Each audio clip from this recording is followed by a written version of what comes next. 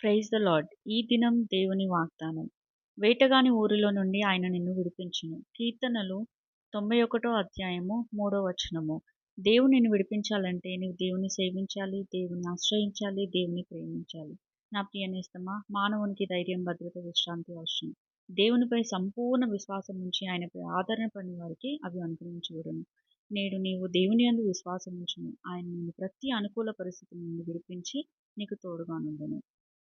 ప్రార్థన. మహాపరిశుద్ధమైన పరలోకపు తండ్రి, నీ పాదముల వందనాలు, స్తోత్రాస్తుతున్నా తండ్రి. గడిచిన కాలమంతా మమ్మల్ని నీ కృపలో దాచి కాచిన నీ కృపకై స్తోత్రాలు తండ్రి. గడిచిన జనవరి నెలలో మేము తెలిసి తెలియక చేసిన తప్పుల్ని, అపరాధములను క్షమించి ఇంకెన్నడూ పాపంలో పడకుండా మీకు లోబడే హృదయాన్ని మాకు దయచేయండి అయ్యా. ఈ రోజు నుండి మేము చేసే ప్రతి పనుల్లో, ప్రయత్నాలన్నిట్లో మాకు తోడుగా ఉండి మాకు సహాయం చేయండి తండ్రి. మీరు ఆజ్ఞాపిస్తే మాకు దీవెన కలుగుతుంది తండ్రి.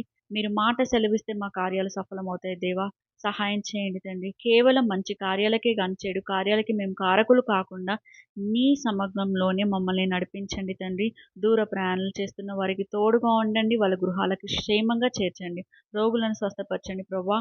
గడిచిన నా ప్రభా నెలలో కాచి కాపాడు. మరి ఫిబ్రవరి నెలలో పుట్టినరోజులు, పెళ్లిళ్ళు జరుపుకున్న వారందరికీ సహాయం చేసి సంతోషంగా జరుపుకునే భాగ్యాన్ని ఇవ్వండి తండ్రి.